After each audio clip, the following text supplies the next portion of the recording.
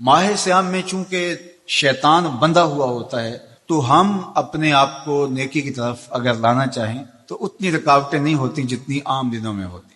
لیکن اس کے باوجود بہت سارے لوگ ہیں رات کو بڑا پکا ارادہ کر کے سوتے ہیں کہ میں صبح وقت پہ اٹھوں گا اور نوافل بھی پڑھوں گا اور نماز بھی ادا کروں گا، لیکن جب صبح ہوتی ہے تو انہیں یا تو جاگ نہیں آتی یا نیند سے بیدار ہو جاتے ہیں، بستر سے اٹھا نہیں جاتا. جبکہ وہی شخص انہوں نے صبح سبزی منڈی جانا ہو تو چھلانگ لگا کے اٹھتے ہیں اور سبزی منڈی پہنچتے بھی ہیں.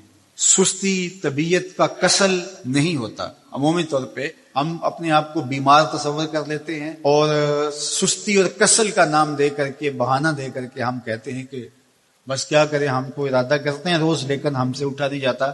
یہ بات ذہن میں رکھیے گا کہ ارادہ کرنے کے باوجود بھی صبح جب ہم اٹھ نہیں پاتے یا کوئی بھی نیکی کا کام ہم کرنے کا ارادہ کرتے ہیں تو ارادہ کرنے کے باوجود ارادہ ہی رہ جاتا ہے، ہم کر نہیں پاتے.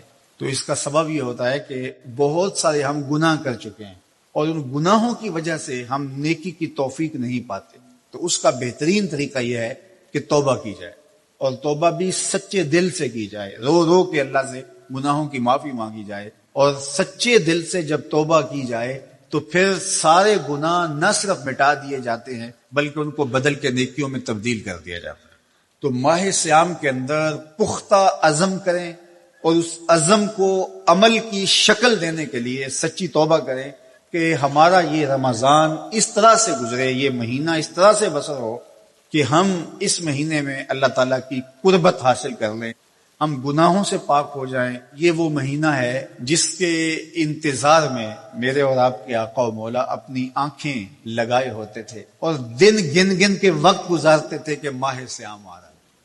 ایک صحابی گھوڑا فروخت کر رہے ہیں تو ایک صحابی اور آئے تو انہوں نے کہا کہ یہ گھوڑا بیچتے ہو؟ کہا ہاں بیچتا ہوں. کتنے کا؟ کہا 500 درہم کا.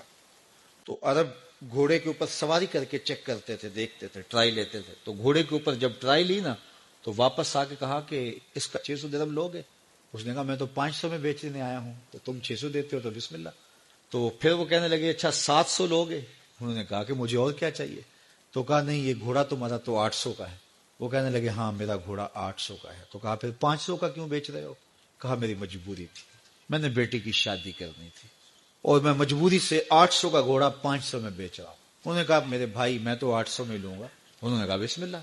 انہوں نے 800 روپے پیش کی اور گھوڑا لے لیا. تو کہا کہ میری تو مجبوری تھی کہ میں نے بیٹی کی شادی کرنی تھی اور میں اس لیے گھوڑا 300 سستا بیچ رہا تھا، اور تم نے 800 کا لیا جب تمہیں 500 کا مل رہا تھا. کہا میری بھی مجبوری تھی. کہا تمہاری کیا مجبوری تھی؟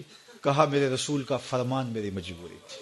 کہا کیا رسول اللہ کا فرمان ہے؟ کہا ہمارے رسول نے ہمیں سودا خریدنے کا حکم دیا ہے، کسی کی مجبوری خریدنے کا حکم نہیں دیا. آج تو کہتے ہیں جناب یہ 5 کروڑ کی پراپرٹی ہے، وہ تو مجبور ہے بیچارہ اس لیے 3 کروڑ کی بیچ. ہم کہتے ہیں بس ہاتھوں ہاتھ اٹھا لیں. یار اگر کوئی بندہ اپنا گھر بیچ رہا ہے اس لیے کہ وہ مجبور ہے، وہ 1 کروڑ روپے کا ہے تو ہم اس کو 50 کا کیوں خرید رہے ہیں؟ جب ہے 1 کروڑ کا، 1 کروڑ کا خریدے.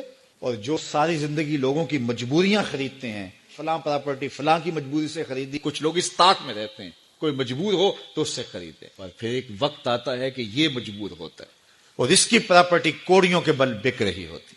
تو کسی کی مجبوری نہ خریدیں، سودا خریدیں. طاق میں نہ رہیں کہ کوئی مجبور ہو تو سستا بیچے. جو اس کی قیمت ہے اس کی قیمت سے لیں، پھر دیکھنا کہ عرش کا رب اس کے اندر برکت کتنے ڈال. علامہ حقی علیہ رحمہ نے لکھا ہے کہ ملک تحمور الثالث، یہ حضرت آدم علیہ السلام کی اولاد سے تیسرا بادشاہ گزرا ہے. اس کے زمانے میں قحط پڑ گیا تھا تو اس نے اپنی قوم کو یہ حکم دیا کہ 1 وقت کا کھانا کھا لیں اور 1 وقت کا کھانا بچائیں اور وہ قحط زدہ علاقوں میں بھیجیں.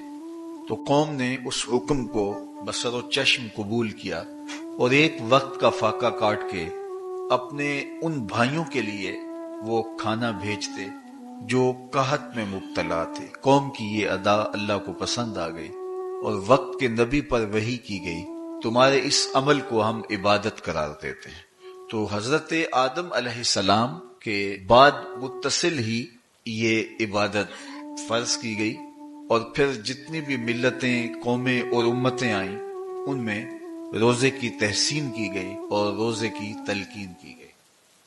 دیکھیے شیطان بن جاتا ہے ماہ سیام میں لیکن نفس موجود رہتا ہے. اگر نفس کمزور ہو گیا تو شیطان چھٹ کے بھی کچھ نہیں کرے گا، کیونکہ شیطان باہر کا دشمن ہے، نفس اندر کا دشمن ہے. جب تک اندر والا دشمن ساتھ نہیں دیتا باہر والا دشمن کچھ نہیں کر سکتا. ہمارے دیہاتوں میں چوری ہو جائے تو بوڑھے بزرگ سر جوڑ کے بیٹھ جاتے ہیں کہ چور کہاں سے آیا، کیسے آیا. تو ایک نقطے پہ سارے متفق ہوتے ہیں کہ اندر کا کوئی بھیتی ضرور موجود ہے. اگر اندر کا کوئی بھیتی موجود نہیں ہے تو چور باہر سے آ کے حملہ آور ہو ہی نہیں سکتا ہے. تو شیطان باہر کا چور ہے، نفس اندر کا بھیتی ہے، اور اگر یہ اندر والا باہر والے کا ساتھ نہ دے تو شیطان انسان پر حملہ آور ہو ہی نہیں سکتا. اس لیے اس کو قابو کر لیں تاکہ شیطان چھٹنے کے باوجود وہ ہمارے اوپر حملہ آور نہ ہو سکے. تو یہ اللہ نے ایک ہمیں موقع دیا ہے، پورا ایک مہینہ ہے قرآن مجید کی کثرت کے ساتھ تلاوت، صلاۃ التراویح میں شمولیت، خاموشی کا اختیار کرنا، اللہ کے ذکر فکر کی طرف متوجہ رہنا اور بھوک کاٹنا.